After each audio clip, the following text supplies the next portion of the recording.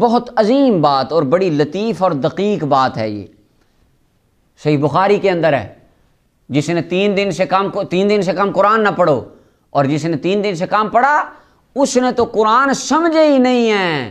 مجھے ایک دوست کہنے لگے دیکھیں جس نے 3 دن سے کم قرآن پڑھا اس نے تو قرآن سمجھے ہی نہیں۔ میں کہا امام بخاری خود 3 دن سے کم پڑھا کرتے تھے۔ آپ صلی اللہ علیہ وسلم نے ارشاد فرمایا جو شخص بھی 3 دن سے کم مدت میں قرآن مکمل کرتا ہے وہ قرآن فہمی سے محروم ہو جاتا ہے۔ وہ تو یعلمون تعلمون ہی پڑھ رہا ہوگا تو 3 دن سے کم میں قرآن ختم نہیں کر سکتے۔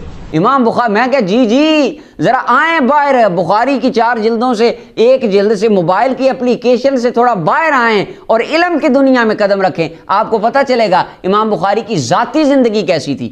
یہ میرے سامنے شعب الایمان امام بہقی رحمۃ اللہ علیہ کی، اور اس کے اندر حدیث نمبر 2058 ہے، 2058 نمبر، اس کی سند بالکل صحیح ہے امام بخاری رحمۃ اللہ علیہ کے بارے میں، کہ امام بخاری کا کیا معمول تھا۔ لمبی بات ہے، امام بخاری کے بارے میں آتا ہے وَقَانَ يَخْتِمُ بِالنَّهَارِ كُلَّ يَوْمٍ خَتْمَةً، ڈیلی روزانہ روٹین وائز دن کے ٹائم امام بخاری ایک پورا قرآن پڑھا کرتے تھے۔ صحیح سند ہے امام بخاری کے خود قرآن ایک دن میں پڑھ رہے ہیں، اپنی کتاب صحیح بخاری میں لکھ رہے ہیں کہ 3 دن سے کم قرآن نہ پڑھو، اور خود ایک دن میں قرآن پڑھ رہے ہیں۔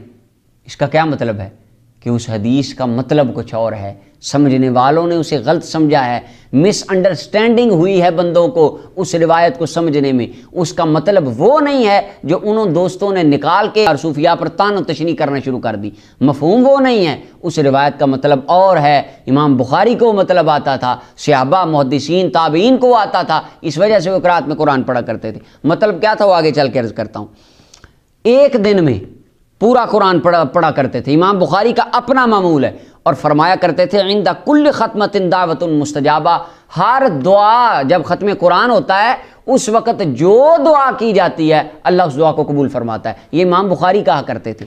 اب امام بخاری نے بہقی کے اندر امام بخاری سے صحیح سند کے ساتھ ثابت ہے کہ یہ آپ ایک رات میں قرآن پڑھا کرتے تھے، اور امام بخاری کی اس بات کو حافظ ابن حجر اسقلانی نے ہدی الساری میں، تاریخ بغداد کی 2 جلد میں صاحب خطیب نے، تاریخ دمشق 1000 سال پرانی تاریخ کی کتاب ہے، اور علامہ ابن عساکر نے اس کو لکھا، جلد نمبر 52 ہے، تہذیب الکمال میں علامہ مزی نے، سیر میں علامہ، ساری کتابوں میں امام بخاری کے ترجمے مل جائے گا۔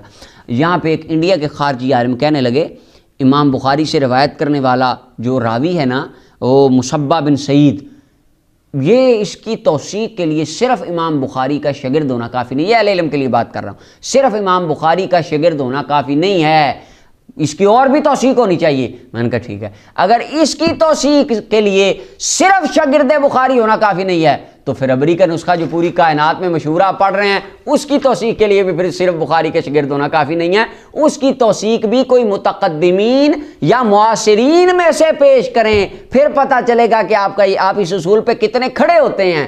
اس اصول پہ تو آپ 1 منٹ کے لیے نہیں ڈٹ سکتے۔ یہ بات تو خاص کسی کے لیے تھی۔